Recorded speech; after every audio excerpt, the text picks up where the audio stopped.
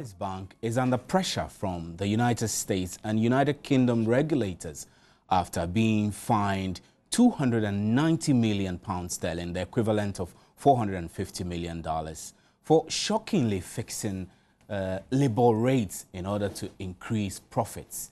The LIBOR, which is the London Interbank Offered Rate, is the average interest rate estimated by leading banks in London that is charged when borrowing from other banks. LIBOR rates are calculated for different lending periods, sometimes overnight, 1 week, 1 month, 2 months, 6 months, etc.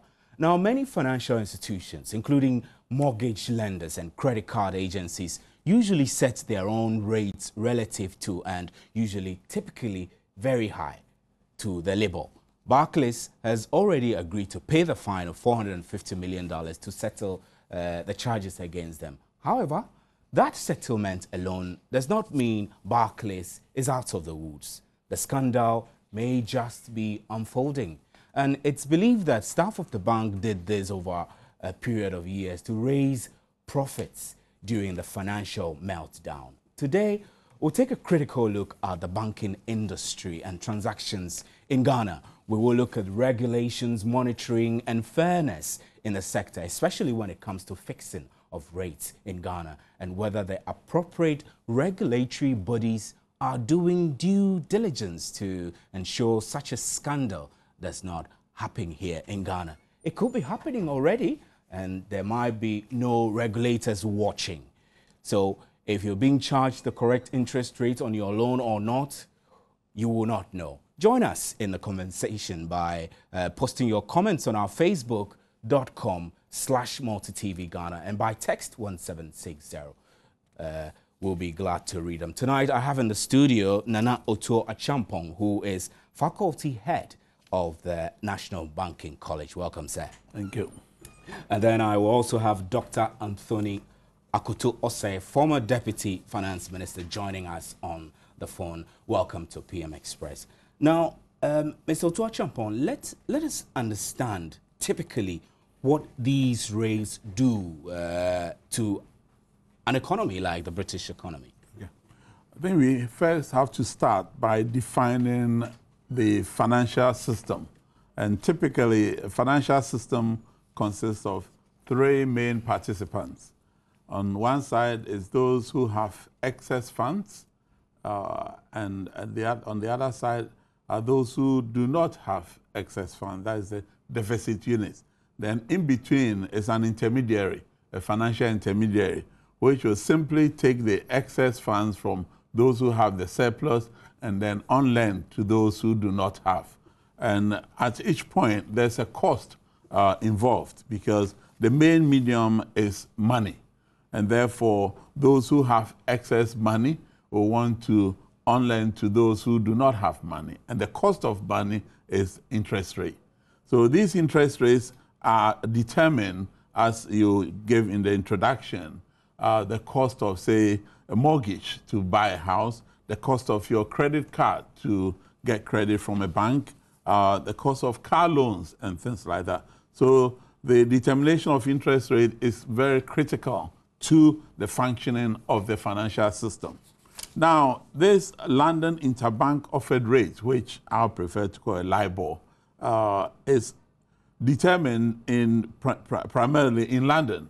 And the system has some 16 banks in the pool nominated by the British Association of Bankers. And they congregate each morning, and each bank will bring their cost of borrowing being the source of finance that they will have.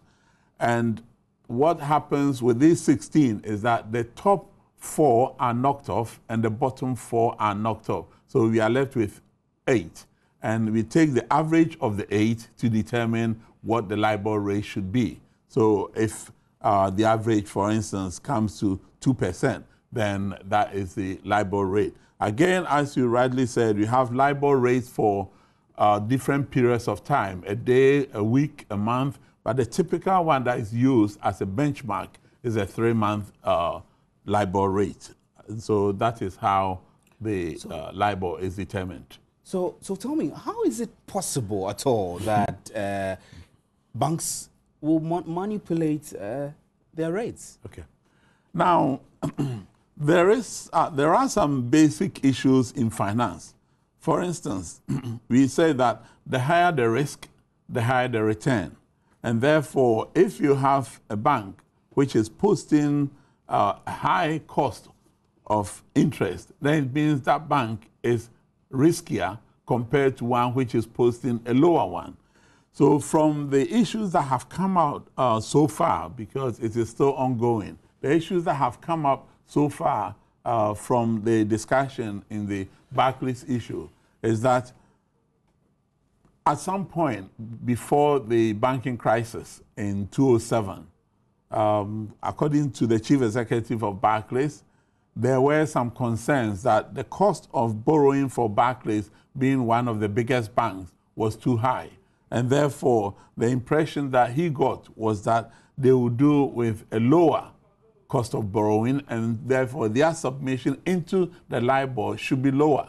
So he thought that they had the knock and wink of the one of the deputy governors of the Bank of England to ensure that the submissions that Barclays made into the LIBOR computation was lower than what it should be. And this is the beginning of the whole thing. And therefore, people thought that they had the encouragement of the central bank to manipulate the figures that they were submitting. And the emails that have transpired, reveal some shocking issues. Yeah.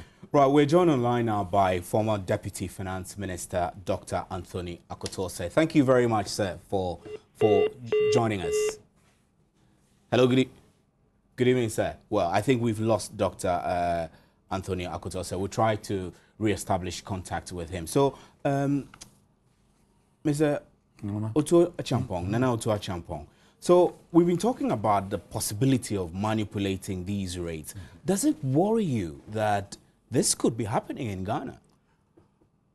It is extremely worrying that it was allowed to happen in the first instance, because in the financial market, we feel that the efficient market system will give us the true cost of issues, and therefore the true cost of money can be established through demand and supply. And therefore, we have what you call the invisible hand to assist us in finding the right prices for goods and services within the system. And therefore, any attempt to manipulate means that we are throwing caution to the wind, and it's not going to help us to find the true cost of items within the financial system. So it is very worrying.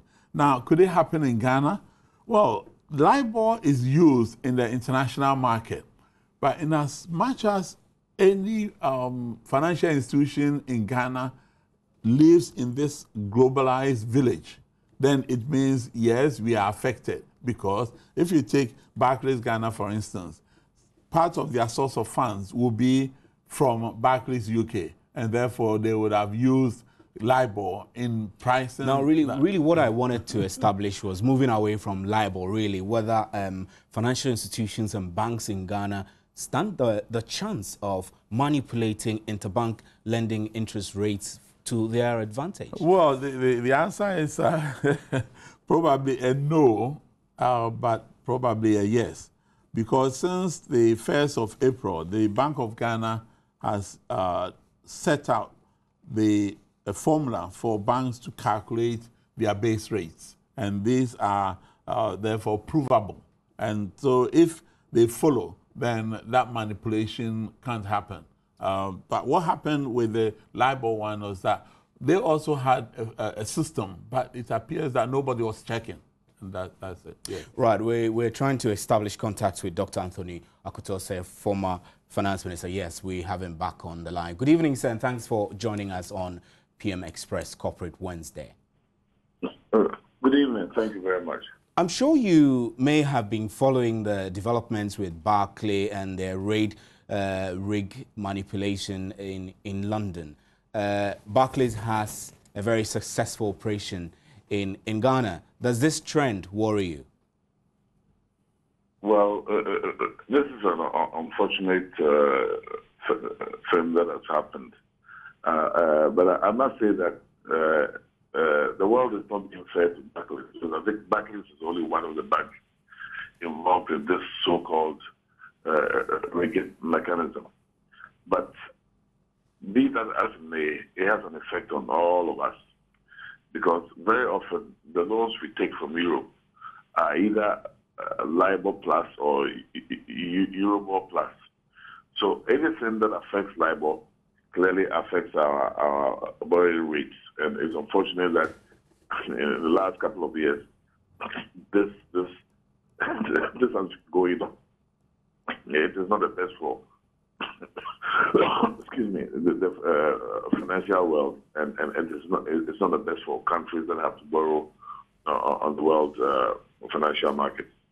Now, as former finance minister, can you walk us through existing regulations here in Ghana that will make sure banks are unable to manipulate interest rates here in Ghana to their advantage? You know, it is very difficult because in Ghana, of course, now we have many more banks than before, but in what economists call an oligopolistic market, it is difficult to as it were, monitor the banks. They talk to each other all the time, and it is quite difficult. It is quite difficult. So I don't know if I can say that our regulations are such that we can catch them, because if one MD of another bank calls another MD and he calls another MD, it is very difficult to detect. And it's not only in Ghana. It's the same all over the world. I mean, where you have an oligopoly, it's not easy to detect collusion. It is very tough. Now, one of the concerns people have raised is in the event of, in this scandal, you just mentioned the effect that it's likely to have on overall borrowing rate because government borrows at LIBOR plus or Euribor plus. How does that trickle down to the average person who keeps his or her money in the bank? Well, clearly, I mean, in the simplest terms, if the banks are borrowing at a very weak rate, then they'll pass it on to the average consumer. Now, assuming the average consumer goes to the market to borrow, he or she will be affected. It's a trickle-down effect. Our banks will pay a price, they'll pass it on, and we all will pay a price. It's just that simple. So what it means is that our cost of borrowing are artificial. We all pay the price. It's not good for all of us. Now let's come back to the studio to you, Nana Otua Champong. You are a banking lecturer. This is actually your field. Now, how would you rate banking supervision in this sector generally? Well, there's nothing like a foolproof system. The banking supervision in Ghana is very robust, but touch wood, to date we haven't had any of such scandals. That doesn't mean that it's not possible to happen. It can happen, but it hasn't happened yet. So as far as supervision is concerned, the Bank of Ghana presently is on top of the system, and their monitoring systems are well placed, and they are ensuring that the banks keep to the regulations that have been set. So you feel that existing regulations are foolproof enough to put in place the necessary checks to ensure these things do not happen? I said there's no system as foolproof, but they are sufficient enough, and therefore, if the regulators will also be up to the task, then they will ensure that it will work. Yes. Now, there have been concerns about interest rates here and there. Is it suggestive that there could be some manipulation already going on locally? No, not at all.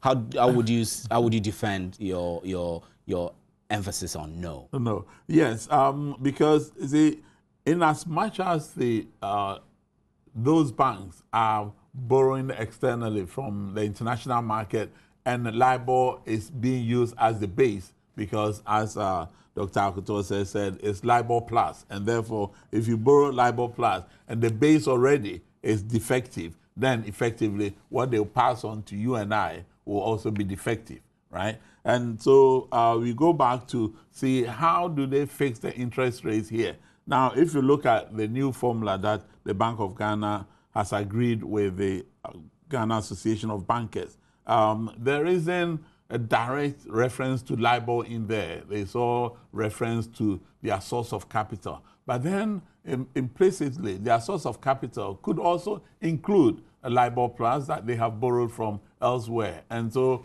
in as much as LIBOR is defective, then we could say that ours will probably be defective, but not to a greater, but to some lesser extent. Now back to you, sir, Dr. Anthony Akutose, if you're still on the line. The Bank of Ghana gives out its prime rate that every bank adheres to, but with proliferation of banks, do you think that we need an independent regulatory and monitoring body outside of the Bank of Ghana? Well, there's been discussions back when my party was in office of getting a financial services regulator different from the Bank of Ghana. And maybe there's some credit to it, and we ought to look at it. But right now, we made the Bank of Ghana one regulator for financial institutions, even though the SEC also manages it. I mean, in advanced countries, the central bank has a role, and there's a different role for other regulators. The Apex Bank thing, I'm not sure it's working very well because it's sort of an appendage of the Bank of Ghana. So we need to debate the matter as if see if we need another regulator, financial services regulator, different from the Bank of Ghana. And this is something that I think we need to debate. I think the international best practice is that the central bank ought to do one thing and another regulator ought to do other things. That is what is happening in the other world. I think right now we are stretching the limits of the central bank. And it's with the best intention. It cannot do all that we are requiring it to do right now. So what other considerations did your government take in mind we're trying to develop something along the lines of what is in the UK, but we never really completed it. But I think it's something that we ought to revisit. Now back to the studio and now to Achampong.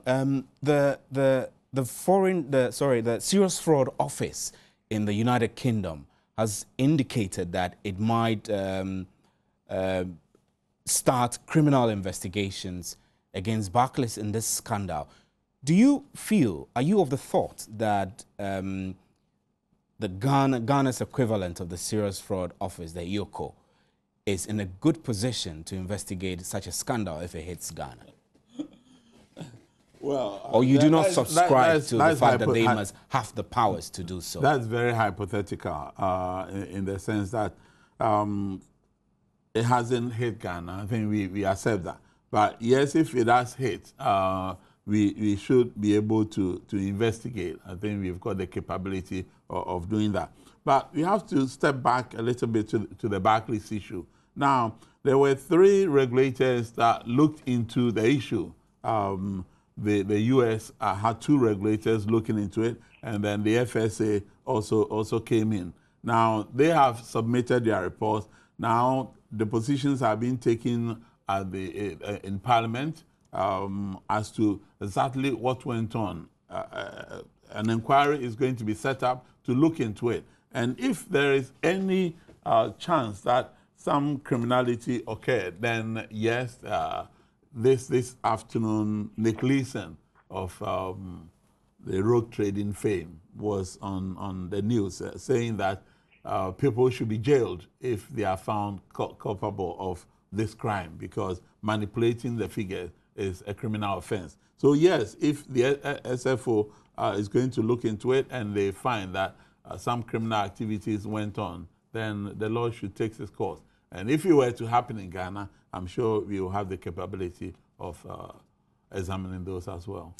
My name is Stephen Anti, and you're watching PM Express Corporate Wednesday. I'm in the studio with Nana Otuo-Champong, faculty head of the National Banking College, and I'm also on the telephone with Dr. Anthony Akoto-Osei, former Deputy Finance Minister. We're discussing the rate rigging scandal that has hit Barclays. Nana Otuo-Champong, tell me, we have been associated as a country with Barclays Bank for several years.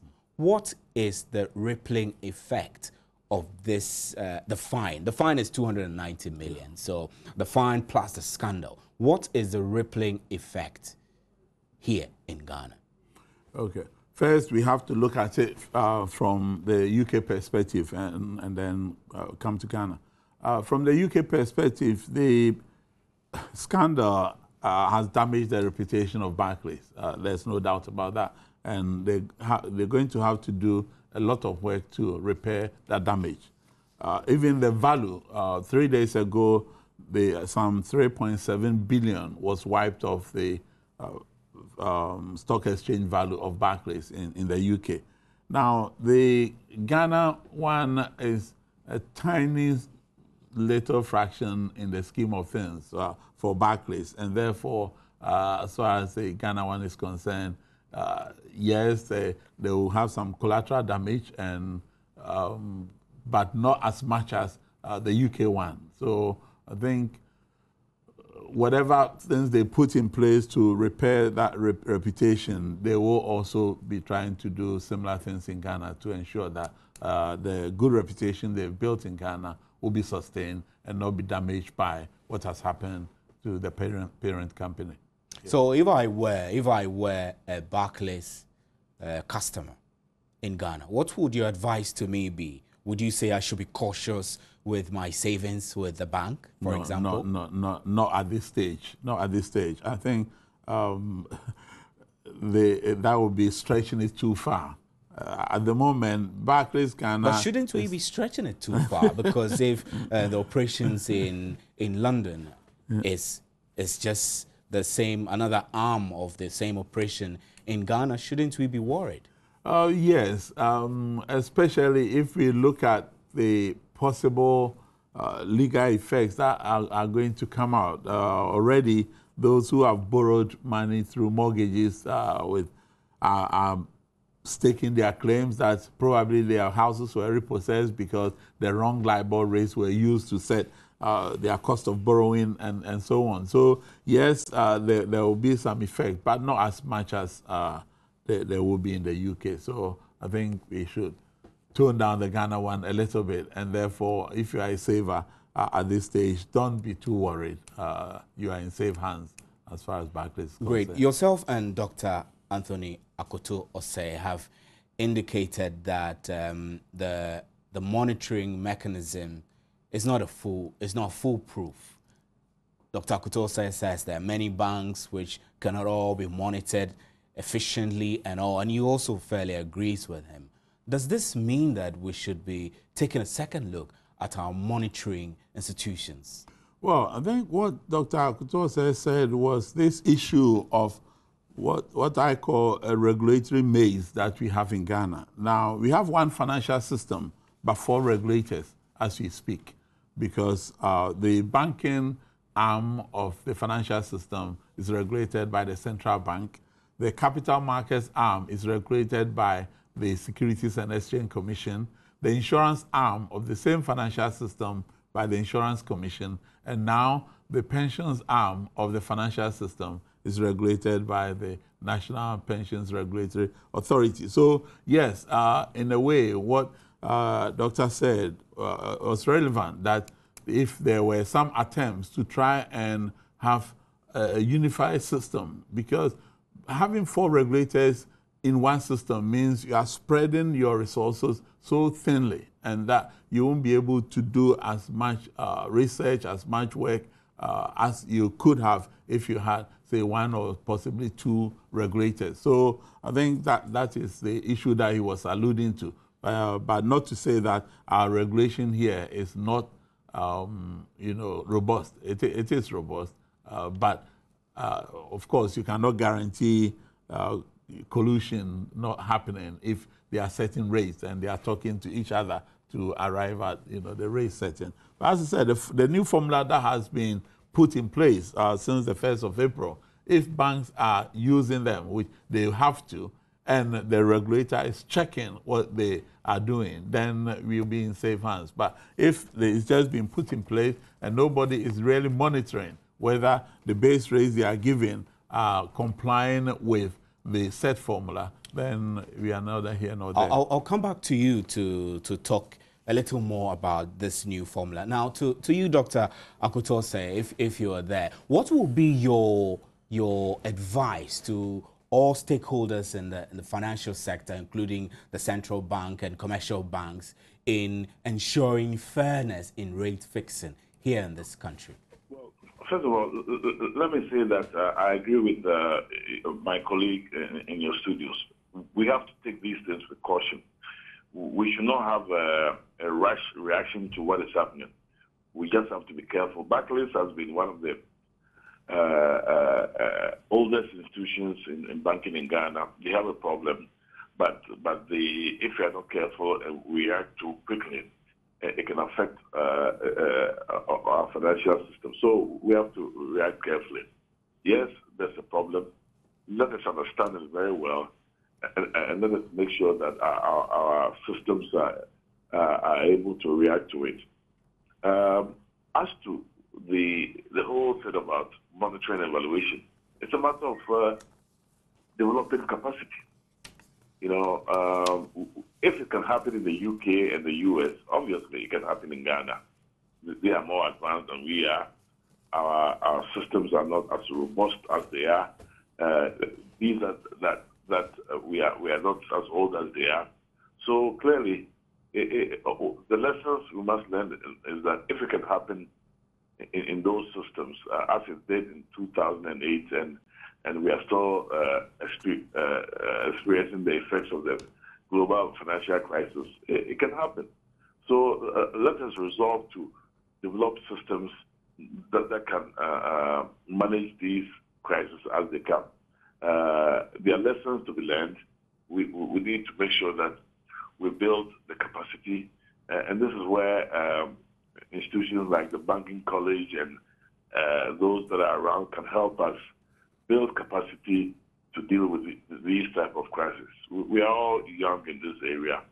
The key thing we must learn is that the financial sector is the engine that runs all economies, and anything that ruffles it can have so much impact that we ought to be careful when we react. Now, in building capacity, you've clearly explained the levels of capacity building we need. But are there specific institutions you would single out which you feel needs more capacity building? All the institutions, as I said, the Banking College is one such institution that we have that we can help. We can provide them with enough resources to build capacity. As my colleague said, I mean, we have, in a way, he mentioned four, but I even add the Apex back. Yes. Even though they work under the Bank of Ghana, they're supposed to be a bit independent. All these institutions, we need to build their capacity. And if the Banking College is one such institution, perhaps even the SEC doesn't have the best capacity, but it's a regulator, and we need to see how well we can.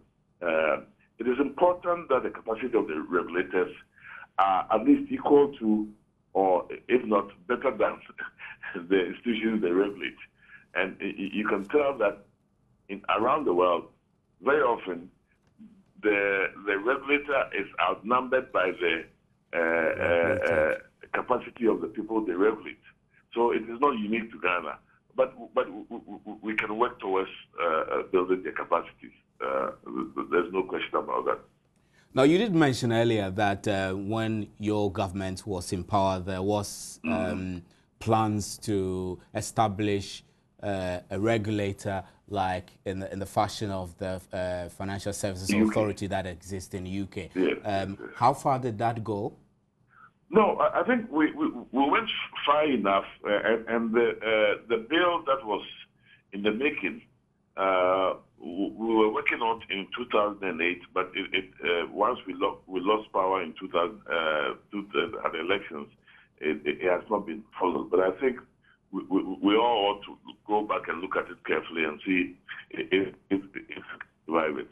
So, I mean, you would recommend the current administration to take a closer look at that possibility, right? I know there's a loose committee of the Bank of Ghana, the Insurance Commission, the SEC, and the rest. I know there's a loose committee which suggests that there's appetite for it, but perhaps we ought to move further than just have a loose committee as we have now. And what kinds of benefits do you think that a financial services authority regulator like that could bring to the banking industry? I think if we look at the experience of the UK, there are enormous benefits, and we can revisit that in a very non-partisan way and make sure that we can work with it. You know, we're still young, and fortunately, we can learn from the lessons of these advanced countries and try and come up with a model that will help us manage our financial sector. I think that there are lessons to be learned, and there's no reason why we should not take advantage of these happenings elsewhere to see how best we can improve our system. So quickly, before I let you off, tell us, should we worry or should we not? We should be cautious in our worry. Yes, it is, as I said, unfortunately, the way the news has come out, Barclays has been, in my view, unfairly singled out, because there are other institutions that are involved.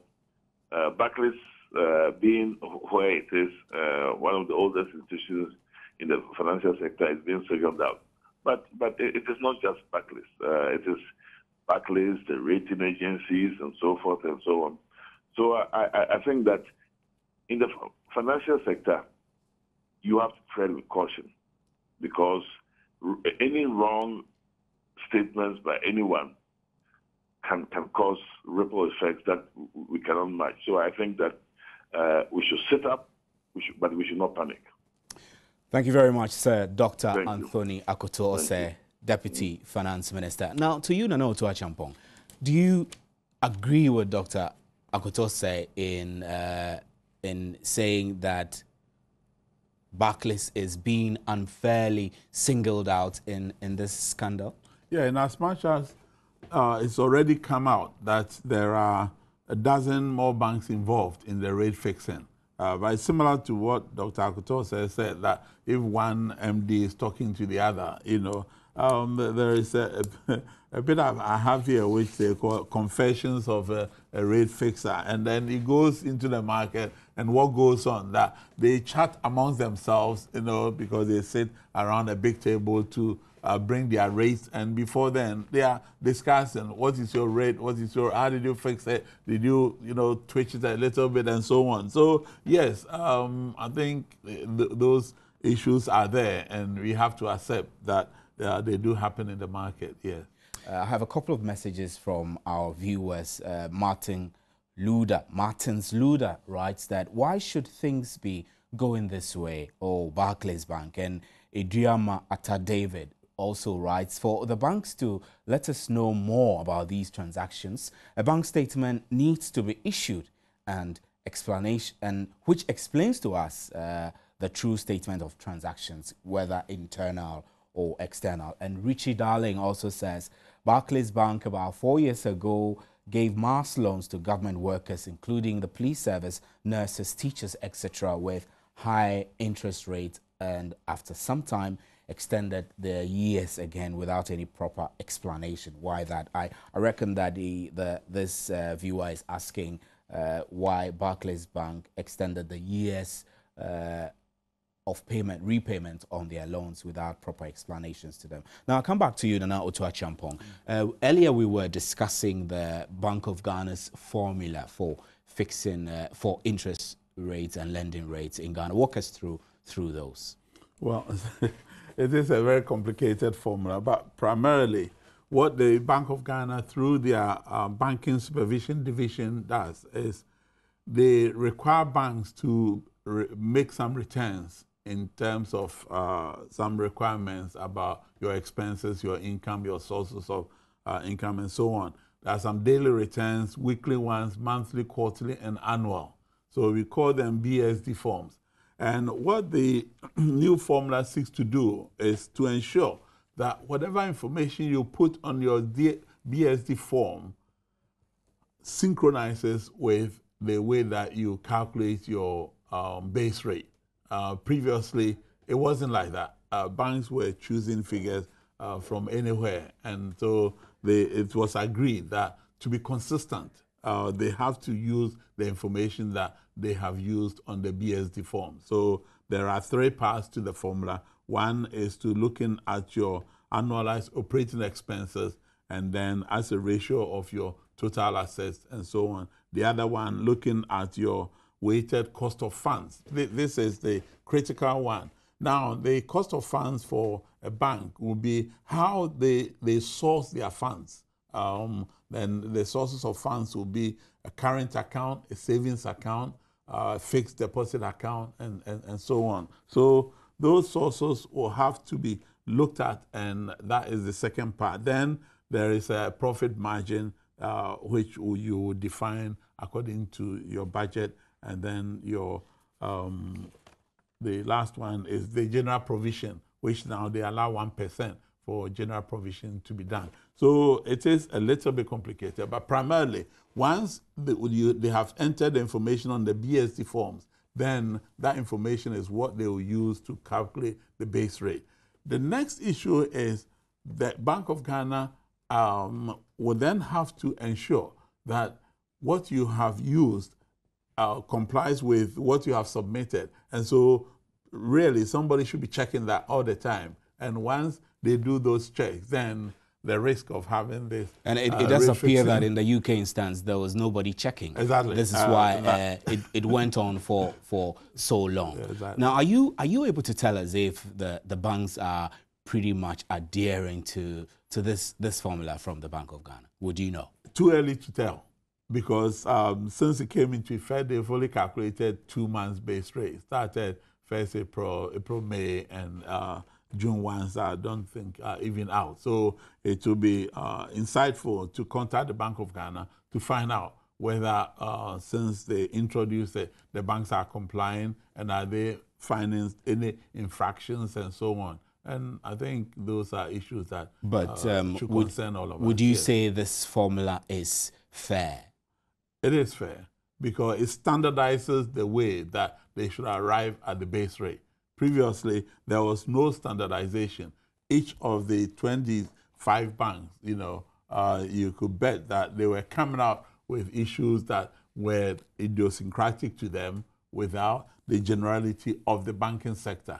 And as you said, the financial services industry is the same wherever you are. You've got these 3 parties. And so if your sources of funds are not being reflected in how you are using your base rate computation, then it's wrong. So I think this one is a fair system. And you think it will be efficient in ensuring equity at all levels? As long as it's complied with. As long as, and the operative word is check, that once they submit, is anybody checking that the submissions are correct? And if they are correct, then it's fine. But if nobody is checking and they are just churning out the figures and somebody filing them away, then the purpose would have been defeated. So how would you explain to the average person with less insight into technicalities of banking, how come different banks in Ghana lend at different rates? That is coming about because different banks have different access to sources of funds. Some, have ease in getting funds. Some struggle to get funds, and therefore, since the cost of funds would differ from one source to the other, because there are some banks, if you take, say, some of the state banks, they may have access because all state collections might go to them. Although, in practice, they've done in such a way that there's no monopoly in that. It's a fair share. So that is one of the reasons why you have different rates. So it's a cost of funds, because after all they are doing is they are taking money from those who have excess money and then packaging it to on-lend. And so if the cost, and they pay for those monies, the savings that people put, they pay for the cost of the money. And therefore, if the sources are expensive, then the loans are going to be expensive as well. I asked that question because you mentioned, you spoke about the source, the new formula providing uniformity. Yeah. The new formula brought in place to ensure uniformity. But if various sources of funds exist for banks, for which some go source their fund at a higher rate than others, affecting the rates at which they borrow. Will this formula be effective at all to ensuring uniformity? Well, they should, you see, because the 25 banks means that the market is very competitive. And therefore, everybody should be struggling to find a cheaper source of funds. If you don't make any effort, and he said, well, I'm using the formula, and therefore about 10 banks are quoting like 20% base rate, and all the time, because your source of funds is high, you are quoting 25% base rate, then all you are doing is you are being very uncompetitive, because people will always go for the lower cost. And so I think in a way it helps. It means the banks will be competitive in trying to source cheaper funds for their operations, yes. And do you think that the central bank could do this in a better way? Oh, they should be able to. But again, we revert to what Dr. Couture said, the capacity. The capacity building should be there. Because in all jurisdictions globally, the regulator is always, the regulated is always ahead of the regulator, because the regulated has bigger numbers than the regulator. And so as long as the capacity is there, they should be able to. But then there are limitations in resources. And this was one of the reasons why I said, why do you have, say, 4 or 5 regulators in one industry when you can concentrate resources in 1, possibly 2 regulators, and ensure that the capacity is such that you are able to do the regulation and monitoring and supervision more efficiently. Yeah. Now let's compare our banking industry in Ghana to, say, the sub-region just across our West African neighboring countries. Do you think with this Bank of Ghana formula and other mechanisms that have been put in place by the central bank, Ghanaian banks are doing fairly well or better than their West African counterparts? Well, I must confess to limitations here, that I don't have much knowledge about what's happening in the other countries. But the idea of this base rate is at least to make it a little bit international, because you've got standardization. And so I presume once we continue to use this and the monitors are in place to ensure that it is being complied with, then we will be in a better position, on condition that the others are not using a system as good as we have. But presume they may also be using just as good a system as we have. Right. Yeah. One thing that stands out for between yourself and Dr. Akotose is your insistence that there must be sufficient checks in the system and capacity building. Do you get the feeling that this should be the way forward? Oh yes, that is the way forward, and it has been the way forward since 1994 when the National Banking College was set up, because there was a visit by the IMF and they discovered that there was lack of competencies in the banking sector. And so the institution was set up specifically to try and build up the competencies of the staff in the banking sector, because there are certain issues that are systemic throughout the system and not only peculiar to one bank, you know. And so if we have to ensure that the capacities are built so that it will inure to the benefit of all the participants in the system. So yes, the capacity building should be continued. So are you in support of the position that Ghana needs a financial services authority regulator like there exists in the UK? Yes and no, because having decided by Dr. Akotose in 2008, after the banking crisis, the UK decided to dismantle the FSA. So now they have gone back to about 3 regulators for the system instead of 1 regulator. Prudential regulation has been given back to the Bank of England, you know, and so on. So, and that's why I was cautious that instead of having 1 regulator, possibly 2. So with the Bank of Ghana still playing a role, but the ancillary ones being taken out of Bank of Ghana to do it. Because one of my favorite areas in bank regulation is what I call a financial ombudsman. An ombudsman where people can submit their complaints if they have a problem with their financial institution. Now, the Bank of Ghana is supposed to play that role, but very, very few of us are aware that there is something like that at the Bank of Ghana. No advert, no nothing. And so if you get a problem with your bank... But why should it be the Bank of Ghana which plays this role? Shouldn't it be an independent body? I mean, ideally, it should be an independent body, but as we speak, that one is resident at the Bank of Ghana, you see. So, again, it's something that probably the politicians will have to pick up on it and ensure that we do have an independent financial ombudsman, independent of the regulator and independent of the banks. Yes. So what will be your word? I asked the same question to Dr. Akotose. What will be your advice to all stakeholders, the central bank, commercial banks, in addressing these issues of rate disparities? No, the rate fixing. Rate fixing. Sorry, fixing. yeah.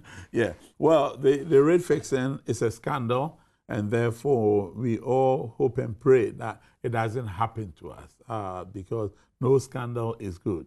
Accidents are different. Accidents are unpredictable. But if you are manipulating your rates, that is predictable. You knew that what you were doing was wrong.